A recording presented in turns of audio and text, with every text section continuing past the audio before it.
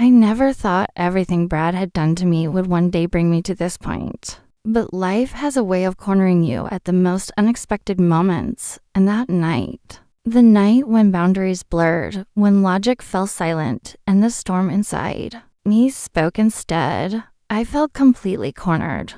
I was sitting at the edge of my bed, staring at my trembling phone screen. My eyes were locked on it, as if refusing to accept what I was seeing. Brad's messages, the photos with her, walking arm in arm through a hotel lobby, that smile on his face, the one he hadn't shown me in months. My stomach clenched. My hands turned ice cold. The anger inside me, the disappointment, and worst of all, the helplessness. I was 36, my first marriage. I thought it was love, but to Brad, I was just the third woman, 45 years old, 3 marriages, countless betrayals. And now he had done this to me too. Brad would never know what he had pushed me into tonight. I didn't deserve this, and I wasn't going to hold myself back anymore. Tonight was that night. Throughout this marriage, Brad had always treated me however he pleased. In the beginning, everything was perfect. He was affectionate, made me feel special. But then, the last couple of years he had become cold, distant, almost like a stranger. And now, there he was, with another woman in a hotel, arm in arm, as if I had never even existed in his life. I took a deep breath. I had to do something. I couldn't just sit here, in this bed, drowning in this feeling of helplessness. Suddenly, I stood up. Without thinking, I walked out of my room. The hallway was dark, only dimly lit by a small nightlight. My feet knew exactly where they were, taking me, but my mind refused to process it. I was going to Dean's room, Brad's son from his first marriage. Dean, 23 years old, had just graduated from college. He had come home for the summer, and ever since Brad left, it had just been the two of us.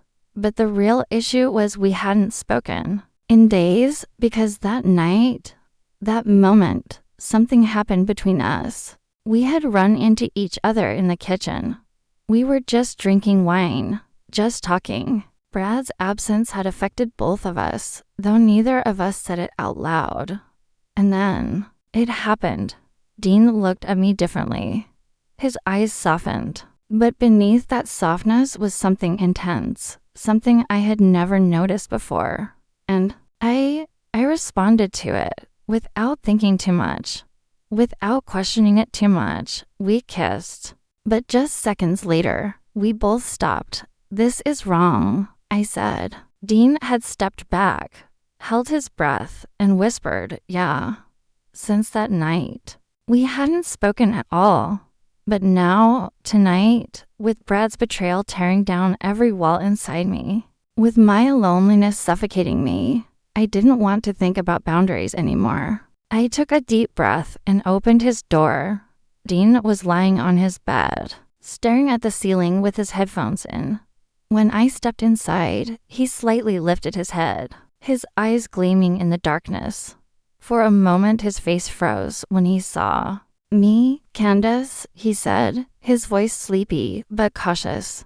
I couldn't say anything. I just stepped inside and closed the door behind me. At that moment, our eyes met. And in that moment, everything came rushing back. Before Dean and I take things further, make sure to subscribe to my channel and turn on notifications. If you want more content like this, don't forget to like and comment. Trust me, the ending of this story is going to be so exciting.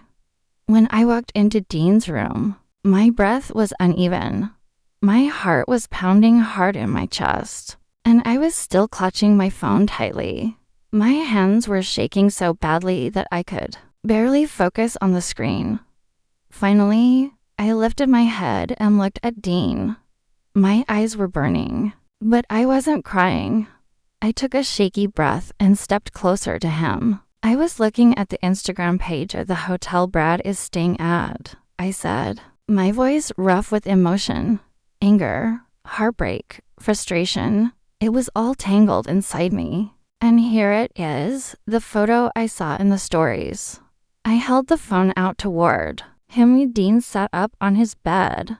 He was wearing a black, slightly loose t-shirt, the sleeves rolled up, making the muscles in his arms stand out. His hair was a little messy, still damp. He must have showered before bed. His expression was tense, a reflection of the long-standing resentment he felt toward Brad. He took the phone from my hand, scanning the screen quickly. Brad, laughing with her in the luxurious hotel lobby. That familiar gleam in his eyes, the same way he used to look at me in the beginning. But now I knew better. That look had always been just an illusion. Dean took a deep breath and turned his gaze to me. Candace, I know exactly how you feel. His voice was deep, but softer than usual. His eyes locked onto mine. But I need you to know something. I stopped caring about Brad a long time ago, and I never want you to feel like some unimportant third wife because of him. I wanted to say something, but the words caught in my throat. Dean glanced back at the phone, frowning as he shook his head. That guy is good-looking, has money, and knows how to talk. People believe whatever he says, but in reality, he's worthless. No one knows that better than I do.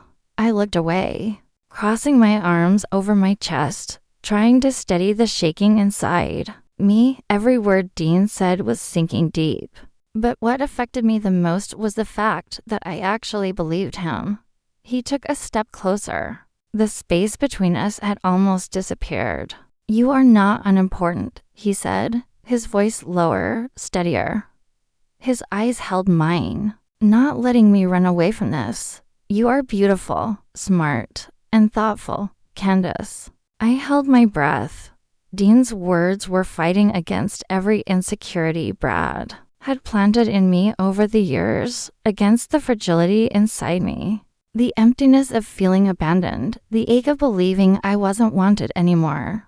But Dean's voice, it was calming me. For a few seconds, I just looked at him. The dim light in the room cast soft shadows over his face, making his features even more defined. The strong jawline, the slightly messy hair, and most of all, his eyes. Brad's eyes always carried some kind of calculation, but Dean's, all I saw in them was truth. My arms dropped to my sides without me even realizing it. Something was burning inside me, but it wasn't anger. Dean lowered his head slightly, his gaze tracing over my face. We haven't talked in days, he murmured, his voice barely above a whisper. And we both know why. I swallowed hard. Yes, we both knew that night, that moment, under the dim kitchen lights, just a few steps apart, lost in the emptiness we both felt in Brad's absence. We had kissed, and seconds later, realizing what we had done, we had pulled away. I had said, this is wrong. Dean had just stood there, staring at me, not even breathing for a few seconds. Yeah, that was all he had said. But the hesitation in his voice, did he really believe it? Or was he just saying what he thought he was supposed to since that night? We had been avoiding each other, but now we weren't running anymore. Dean took another step closer. His hands slipped into his pockets like he was trying to keep himself in check. His eyes locked onto mine. I don't want to deny this, Candace, he said in a low voice. And neither do you. I shivered. His words hit me deep. Dean was right. I didn't want to deny it. This wasn't about Brad's betrayal. It wasn't even about loneliness. This was about Dean. He made me feel things Brad hadn't made me feel in years. To be noticed, to be seen, to be wanted. And now, as he closed the space between us, I couldn't ignore what was burning inside me anymore. Dean lifted his hand slightly. His fingertips brushed against my arm, just the faintest touch. Like a spark. I looked at him. His eyes weren't asking a question. He already knew the answer. And in that moment, I stopped thinking about right or wrong. In that moment, I just felt Dean's eyes stayed locked onto mine. The quiet confidence in them, the steady calm, silenced the storm inside me. Even if just for a second. You can sleep here tonight, if you want, he said, his voice low and sincere, a simple sentence. But the meaning behind it said so much more. I hesitated for a second. Did I really want this? Brad's absence, the betrayal I had just uncovered, the emptiness inside me, everything was pulling me toward Dean. But none of those things were the real reason. The real reason was Dean himself. I didn't answer, but my eyes spoke for me. Dean didn't say anything either as he walked toward the bed, pulling off his shirt before lying down. His body stood out in the dim light, his broad shoulders, strong yet relaxed frame. Heat radiated from my skin, yet I wrapped my arms around myself as if I were cold. Taking a deep breath, I slowly sat down at the edge of the bed. My hands rested on my knees for a moment, and I could feel my heart pounding wildly. Should I lie down next to him? Dean lifted his head slightly, looking at me. Don't be afraid, Candace, he said, his voice soft but firm. Just sleep, okay? Finally, I slowly lay down beside him. There was still a gap between us, but the air in the room felt heavy. Dean's breathing was slow and steady. Mine, on the other hand, was erratic. My chest rising and falling too fast. Everything I was feeling was too much. Dean turned his head slightly toward me, his eyes filled with warmth that seeped into me. Brad is an idiot, he whispered, for losing a woman like you. I closed my eyes. Dean's words were gently piecing together the broken fragments inside me. It wasn't just his tone that soothed me. It was him, his presence, his. For a few minutes, we didn't speak. Only the sound of our breathing filled the quiet room. The tension inside me was slowly unraveling. Being next to Dean, for the first time in a long time, I felt truly at peace. But that peace was slowly turning into something else. Without realizing it, my body was inching closer to his. When our feet brushed against each other, I froze for a moment. But Dean didn't pull away. In fact, he moved closer. His chest was nearly touching my shoulder, his warmth seeping into my skin. I swallowed hard. My heart pounded so loudly, but I couldn't say anything. Dean slowly lifted his hand, his fingertips grazing the top of my arm. His touch sent a storm through me. I took a deep breath, my eyes unconsciously drifting to his. Dean was looking at me too. The moment our eyes locked, the pull between us felt tangible. We just froze there. My plan was simply to sleep here, just to find some peace. But this moment, this was so much more than that. Dean's eyes flickered down to my lips, and mine too. His. 1 second, then another, and suddenly, we both moved at the same time. The moment our lips met, the feeling that exploded inside me was beyond words. It was so natural, so inevitable. The kiss was soft but deep. Dean's hand slid to my cheek, his touch igniting a fire within me. My body turned fully toward him and stopping him. That thought never even crossed my mind. All night, we had been running from the truth, but now we both accepted it. Maybe this was wrong, but everything it made me feel was completely right. I stood up, my chest rising and falling rapidly. My hands reached for my phone, my fingers shaking as I looked at the screen.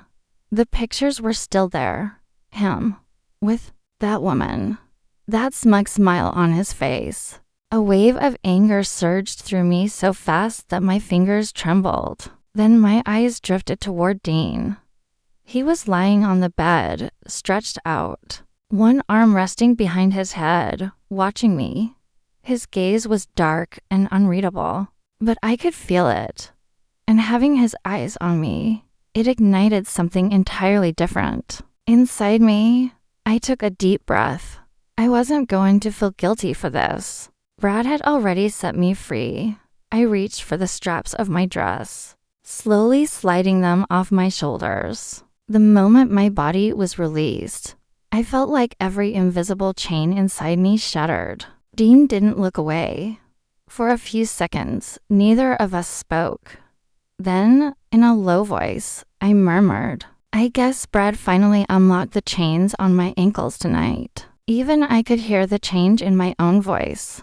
I'm not holding myself back anymore. Whatever my body wants and whatever I feel, I'm going to let it happen. Dean's breath caught. My words hung in the air between us, heavy and electric, like we were both trying to process what they really meant. But for me, everything was already crystal clear. Slowly, I stepped forward. I climbed onto the bed, placing my knees on either side of his legs. Dean's eyes locked onto mine. Excitement, surprise, and something much, much deeper. At that moment, I knew there was no turning back, and I didn't care. All I wanted now was to feel. And so it would be. Dean's hands made a few slow movements. I put my hands on his shoulders and looked into his eyes, and I felt something big inside me. Something big and something that made me feel alive. I closed my eyes and lifted my head to the ceiling with this warmth inside me. "Dean, everything you made me feel is so big." "Thank you so much," Dean replied. "You're beautiful, Candace. More beautiful than I could ever imagine." We were both out of breath already. My body contracted and my legs trembled.